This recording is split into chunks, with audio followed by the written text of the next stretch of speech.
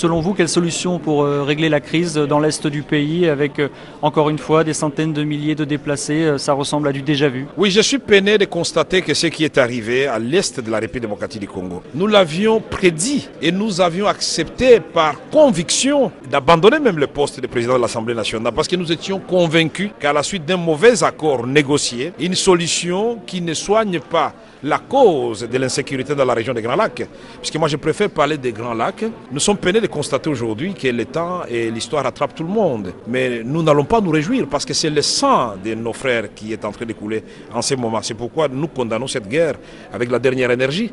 Et nous disons au peuple congolais, nous disons à toutes les populations de la région des Grands Lacs, nous avons intérêt tous maintenant, comme un seul homme, à rechercher la paix.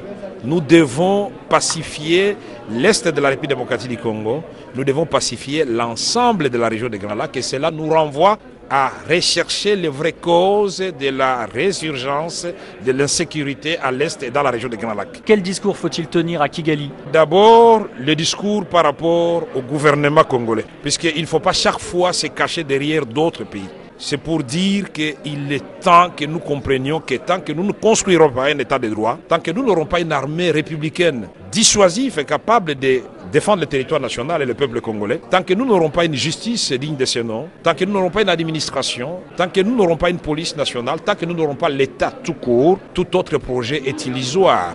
Mais maintenant, en direction de Kigali et d'autres États de la région des Grands Lacs, je voudrais les interpeller en disant que nous, les Africains, c'est comme si nous nous étions entendus pour ne jamais nous entendre, alors qu'il est possible de signer, de négocier une vraie paix, une paix des braves, à l'image de l'Allemagne et de la France. Ce n'est pas une paix qui humilie l'autre, pas une paix en sens unique. Moi, je suis contre cette paix-là. Moi, je suis pour la paix au Congo, la paix au Rwanda, la paix en Ouganda, la paix en Tanzanie, la paix au Burundi, la paix dans l'ensemble de la région des Grands Lacs, pourquoi pas l'ensemble de l'Afrique centrale. Et c'est possible, c'est pourquoi nous disons et nous les informons l'opinion nationale. Et l'opinion de la région des Grands Lacs, très prochainement, nous allons rendre public notre plan de sortie de crise qui cerne, je ne dirais pas tous les volets parce que des solutions miracles n'existent pas en matière de conflits armés, mais nous avons fait un effort pour ne pas considérer que c'est la seule solution militaire qui va résoudre le problème de la région des Grands Lacs. Nous avons tenu compte des aspects politiques, des aspects diplomatiques, des aspects économiques avec la traçabilité des minéraux et du sang.